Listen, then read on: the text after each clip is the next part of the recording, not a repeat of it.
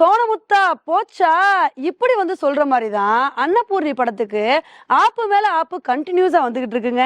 இன்னைக்கு நம்ம வீடியோல இந்த விஷயத்த பத்தி தான் பார்க்க போறோம்.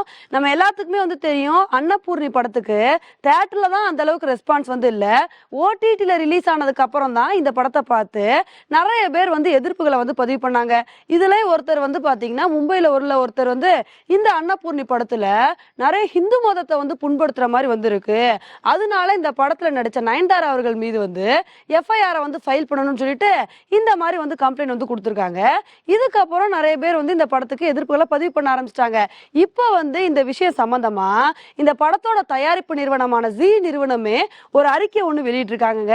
அதுல அவங்க என்ன சொல்லியிருக்காங்கன்னா, இந்த மாதிரி அன்னபூர்ணி படத்துல பல காட்சிகள் ஹிந்து மதத்தை புண்படுத்துற மாதிரி இருக்கு அப்படின்னு சொல்றாங்க. உண்மையில இன்டென்ஷனலா அந்த காட்சிகள் எடுக்கப்படல.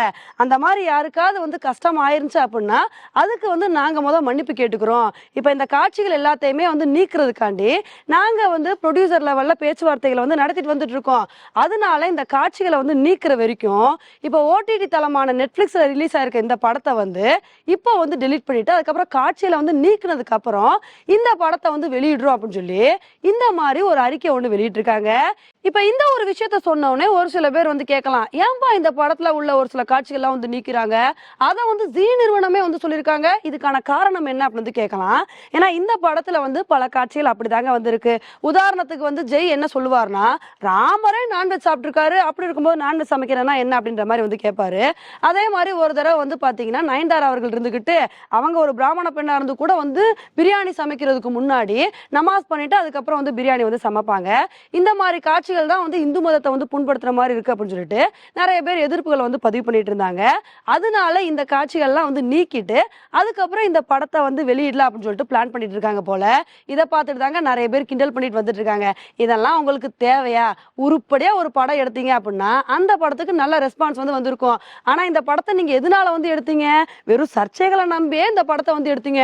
இந்த படத்தை இந்த மாதிரி கான்ட்ரோவர்சிஸை வச்சோம் அப்படின்னா இதை பாக்குறதுக்காண்டே தியேட்டருக்கு வருவாங்கன்னு சொல்லி நம்பி எடுத்தீங்க. ஆனா கரெக்டா நீங்க ரிலீஸ் பண்ண நேரம் பார்த்து மிக்ஜாம் புயலும் வந்துருச்சு.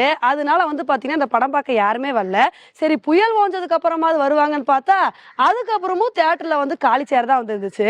சரி, தியேட்டர்ல தான் பார்க்க முடியல, ஓடிடிலயாவது இந்த படத்தை பாத்துக்கலாம், என்னதான் இருக்குன்னு பாத்துக்கலாம்னு சொல்லிட்டு கொஞ்சம் பேர் ஆர்வமா இருந்தாங்க. இப்ப அதுக்கும் ஆப்பு வைக்கிற மாதிரி இந்த மாதிரி பண்ணிட்டாங்க. உண்மையிலே பாத்தீங்கன்னா இந்த அன்னபூர்ணி படக்குழுவினர் தாங்க பாவம். ஏன்னா அவங்க என்ன நினைச்சிருப்பாங்கன்னா, தியேட்டர்ல தான் இந்த படம் கல்லா கட்டல, ஓடிடிலயாவது கல்லா கட்டுதான்னு பாப்போம்னு சொல்லிட்டு இந்த மாதிரி ஆர்வமா இருந்திருப்பாங்க. அதுக்கு தகுந்தாப்புல சர்ச்சைகளும் கிளம்புச்சு.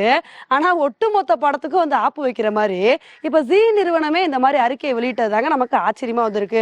ஓகே ஃப்ரெண்ட்ஸ், இந்த ஒரு விஷயத்த பத்தி நீங்க என்ன நினைக்கிறீங்க அப்படின்றத என்னோட கமெண்ட் செக்ஷன்ல போடுங்க. இதே மாதிரி இன்னொரு உங்களை மீட் பண்றேன். Bye friends.